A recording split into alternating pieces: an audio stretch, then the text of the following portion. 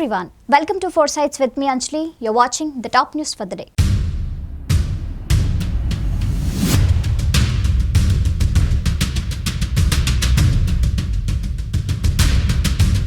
In Israel, a large number of anti-government protesters opposed to judicial reforms stormed Tel Aviv Stock Exchange. Anti-government protesters stormed into Tel Aviv Stock Exchange building and occupied the floor of the exchange. They had flyers that looked like shekel bills. The flyers read, "Laws of the dictatorship are destroying the economy." This refers to the Israeli currency shekels, value that has considerably dropped since the judicial reforms were announced. Srilankan President Ranil Wickremesinghe will visit India this week.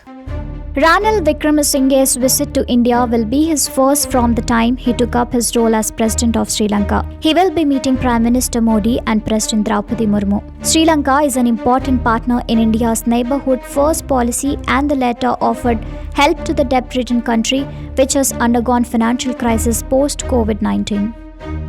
The opposition meeting in Bengaluru decided to name their alliance I.N.D.I.A, Indian National Developmental Inclusive Alliance, shared Congress President Mallikarjun Kharge.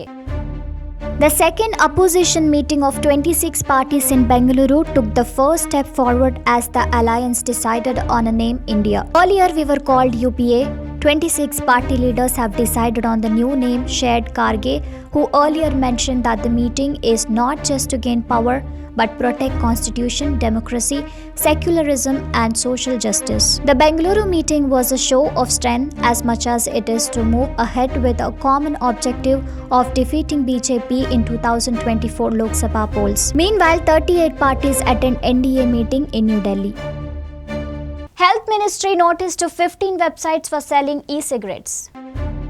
In February, the Health Ministry wrote to all states and union territories to ensure effective compliance with the ban on e-cigarettes. Yet, e-cigarettes are still available online and with local vendors. The ministry issues notice to 15 websites selling e-cigarettes that are banned in India. The Health Ministry also directed them to stop advertisements and sale of products. A bunch of social media sites are also on a scanner.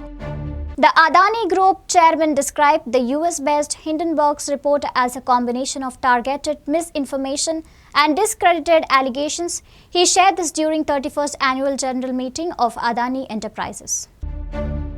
While he did not take the name of Nathan Anderson-funded Hindenburg, Gautam Adani in his video message during the AGM of Adani Enterprises said that the US-based short seller published to launch the largest follow-on public offering in India's history. He called it targeted misinformation. In the January report, Hindenburg accused Adani Group of carrying out the largest icon in corporate history. While SCBI and Supreme Court expert committee is probing the matter, the wealthiest man in Asia, Adani's net worth slipped behind Reliance Group's Mukesh Ambani and China's Zhong Shanshan, two other rich Asians.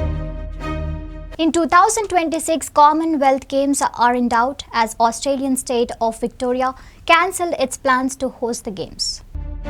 After much struggle to find a willing host, the Commonwealth Games Federation finalized an Victoria in Australia when the state volunteered as host, and CGF announced this in 2022. Several hopeful bidders withdrew from the process due to cost concerns. However, Victoria has withdrawn its offer, quoting that the estimated costs have tripled and are too much to bear for the Australian state. This last-minute withdrawal brings the matters to square one. However, CGF is confident on finding an alternative. The 12-day event was originally estimated at 2.6 billion Australian dollars, is now costing 6 billion Australian dollars, and Victorian Premier says it is more than the estimated economic benefit. Thank you for watching 4 Sides with me, Anjali. See you all again with latest updates.